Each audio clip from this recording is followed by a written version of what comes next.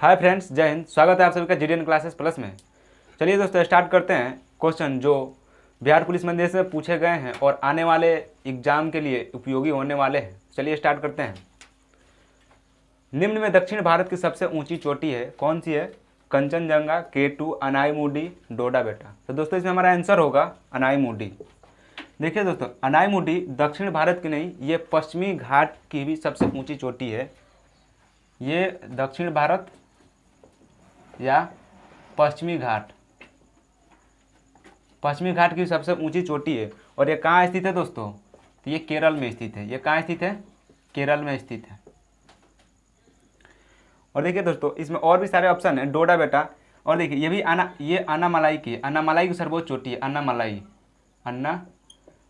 की सर्वोच्च चोटी है अनाईमुडी। ठीक है दोस्तों, इसमें और भी ऑप्शन है। डोडा बेटा दोस्तों ये तमिलनाडु में है, जो नीलगिरी की सबसे ऊंची चोटी है। नीलगिरी की सर्वोच्च चोटी है। कहाँ है दोस्तों? तो ये तमिलनाडु में है। देखिए दोस्तों, इसमें और भी ऑप्शन है। कंचनजंगा, K2। कंचनजंगा पूछ सकते हैं कि कहाँ है, तो ये है सिक्किम में। सिक्किम में है। K2 कहाँ है दोस्तों? तो ये लद्दाख में है। अब देखिए दोस्तों, कंचनजंगा और K2 से क्वेश्चन क्या पूछे जा सकते हैं आपसे? भारत की सबसे ऊंची चोटी, भारत की सबसे ऊंची चोटी। ठीक है दोस्तों, और आपसे क्वेश्चन ये पूछ दे कि भारत में सबसे ऊंची चोटी कौन सी है, तो आपका K2 हो जाएगा। भारत की सबसे ऊंची चोटी, भारत में सबसे ऊंची चोटी।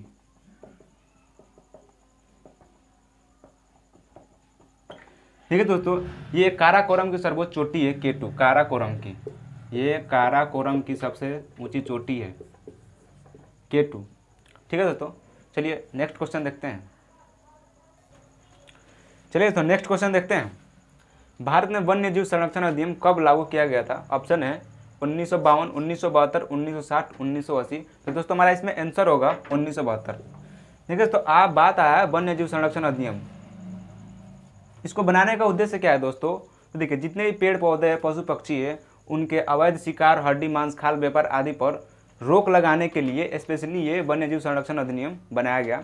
इसमें 66 धाराएं हैं और 6 अनुसूचियां हैं। अब अनुसूचियां कौन कौन सी हैं देख लीजिए। एक नंबर में वैसे प्रजाति शामिल हैं जो एकदम लुप्त होने के कगार पर हैं। ठीक है, उनकी सुरक्षा को एकदम अनिवार्य किया गया और उनका शिकार करने पर कठोर से कठोर दंड का प्रावधान है इसमें। ठीक है, उसमें कौन कौन से जंतु आ सकते हैं? देखिए, ब्लैक बक, बंगाल टाइगर, हिम तेंदुआ, गैंडा, कस्तूरी मृग, कश्मीरी हिरण, गोल्डन लगून और बहुत सारे हैं। ठीक है दोस्तों, ठीक है। दूसरे अनुसूची में कौन से जीव आते हैं? उसमें वे जीव आते हैं जिनकी उच्च सुरक्षा दिया जाता है जिनको। ठीक है, और उनका शिकार करने पर कम दंड है। इसका मतलब इससे कम दंड मिलेगा उनका शिकार करने पर। ठीक है, इसमें कौन कौन से आते हैं? सियार, किंग कोबरा, उड़ने वाली गिलहरी, स्पर्म व्हेल और बहुत से आते हैं। ठीक है, चलिए तीसरा देखते हैं। तीसरे और चौथे में कौन से जीव जंतु आते हैं? देखिए, इसमें वे प्रजाति आते हैं जो संकटग्रस्त नहीं हैं। ठीक है, इनका भी शिकार नहीं किया जा सकता है। ठीक है, लेकिन शिकार अगर कर दिया जाए तो इन सबों से कम सजा का प्रावधान है। कौन से? अनुसूची 3 और 4 में शामिल होने वाले जंतुओं का शिकार पे। ठीक है, कौन कौन से? नीलगाय है, नीली भेड़ है, लकड़बग्गा है, सांभर है, चीतीदार हिरण है। इट इज बहुत सारे हैं। ठीक है, देखिए और भी हैं। ये तो 3 वाले में हो गए। ठीक है, और चौथे अनुसूची वाले में कौन कौन जीव आएंगे? राजहंस, खरगोश, फाल्गन, किंगफिशर, नीलकंठ, इटीसी। ठीक है, चलिए तो पांचों में देखते हैं कौन से जीव जंतु आते हैं। पांचों अनुसूची में वे छोटे छोटे जीव जंतु आते हैं जो बीमारी फैलाते हैं तथा पेड़ पौधों को नुकसान पहुंचाते हैं। ठीक है, कौन कौन से? कौवा, चूहा, फ्रूट बैट्स, मूसक, इटीसी। ठीक है, अब देखिए और है पांचवें में पांचों तो हो गया। छठे में कौन कौन से आते हैं? वे पौधे जिनकी खेती या रोपण पर रोक लगाया गया है। वैसे पौधों को किस में रखा गया है? छठी अनुसूची में रखा गया है। चलिए दोस्तों नेक्स्ट क्वेश्चन देखते हैं। चलिए तो नेक्स्ट क्वेश्चन है, कोलंबस ने किस बंदरगाह से अपनी यात्रा के लिए प्रस्थान किया था? ऑप्शन है पालोस बंदरगाह, कालीघाट बंदरगाह, मेरिया बंदरगाह, महात्मा बंदरगाह। दोस्तों इसमें हमारा आंसर होगा पालोस बंदरगाह। ठीक है दोस्तों, पालोस बंदरगाह। अब देखिए दोस्तों, ये कहाँ है पालोस बंदरगाह? तो ये स्पेन के टीटो नदी पर है। टीटो नदी पर स्थित है। और यहीं से इन्होंने अगस्त 1942 में अपना यात्रा स्टार्ट किया था।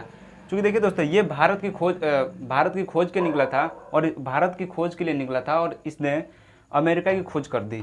कोलंबस किस लिए निकले थे? ये भारत की खोज के लिए निकले थे, भारत की खोज के लिए।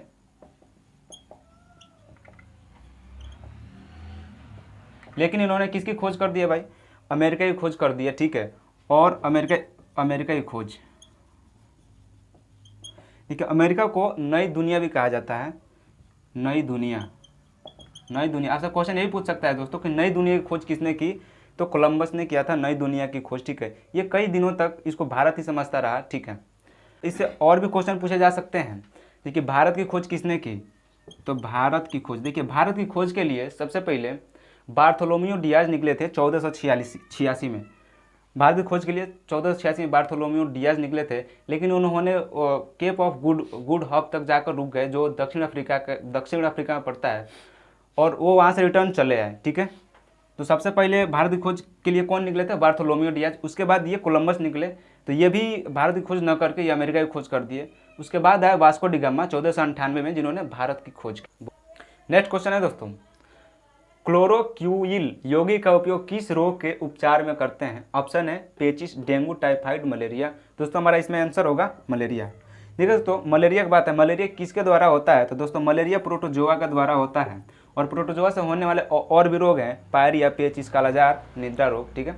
और देखिए इसके उपचार में कुछ दवाएं दिए जाते हैं, जैसे क्लोरोक्वीन, टेफेनोक्वीन, फेफ्लोक्वीन, मेपाक्वीन, ईटीसी। देखिए दोस्तों इससे और भी क्वेश्चन पूछा जा सकता है, देखिए मलेरिया का दवा किससे बनाया जाता है? तो सिनकोना वृक्ष के छाल से, सिनकोना वृक्ष के छाल से कुनैन प्राप्त होता है, कुनैन, जिसे मलेरिया का दवा बनाया जाता है। नेक्स्ट क्वेश्चन है दोस्तों, गांधी जी ने 1917 में चंपारण सत्याग्रह क्यों संचालित किए? ऑप्शन है ब्रिटिश कानून के खिलाफ, नील बगानी व्यवस्था के खिलाफ, महंगी बगानी व्यवस्था के खिलाफ, मिल श्रमिकों के दमन के विरोध में। दोस्तों हमारा इसमें आंसर होगा नील बगानी के खिलाफ। देखिए दोस्तों इसे चंपारण सत्याग्रह या चंपारण आंदोलन भी कहा जाता है। जो क्यों स्टार्ट हुआ था? ये नील के खेती के खिलाफ स्टार्ट हुआ था। वहाँ पे 1917 में 3 कठिया पद्धति प्रचलित था, 3 कठिया पद्धति। देखिए दोस्तों इस पद्धति के अनुसार ये 20 कट्ठे में 3 कट्ठे नील की खेती जबरन कराई जाती थी।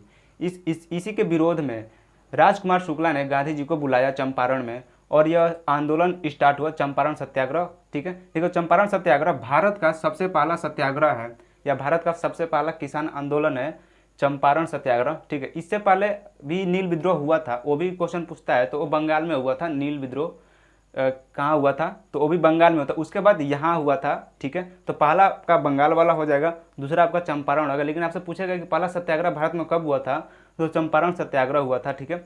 और एक क्वेश्चन आपसे ये पूछा जा सकता है कि महात्मा गांधी का सबसे पहला सत्याग्रह कहाँ हुआ था? तो दोस्तों 1906 में दक्षिण अफ्रीका में महात्मा गांधी ने सबसे अपना जीवन का पहला सत्याग्रह स्टार्ट किया था 1906 में।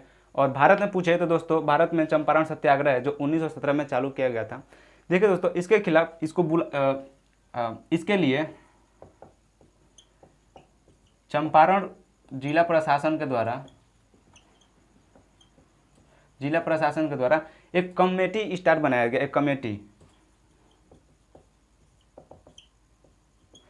Champaran एग्रोगेरियन inquire committee.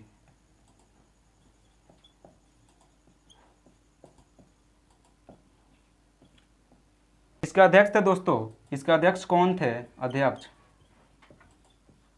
फ्रेंच सलाई थे, फ्रेंच सलाई। यह चंपारण सत्याग्रह की जांच के लिए कमेटी बैठाया गया था जिसका नाम है चंपारण एग्रोगेरियन इंक्वायर कमेटी। इसका अध्यक्ष कौन थे दोस्तों? फ्रेंच सलाई। दोस्तों देखिए चंपारण सत्याग्रह 1 वर्ष तक चला और ये सफल रहा। आपसे क्वेश्चन ये भी पूछ सकता है कि भारत में पहला सफल सत्याग्रह कौन है? तो चंपारण सत्याग्रह है, ठीक है। और देखिए दोस्तों इससे संबंधित और भी क्वेश्चन पूछ सकता है, किस अंग्रेज ने इस आंदोलन का समर्थन किया? तो होगा C.F. एंड्रयूज ने। C.F. एंड्रयूज नामक एक अंग्रेज था जिसने इस चंपारण सत्याग्रह का समर्थन किया। चलिए दोस्तों, आज के लिए बस इतना ही। मिलेंगे नेक्स्ट वीडियो में, तब तक के लिए जय हिंद।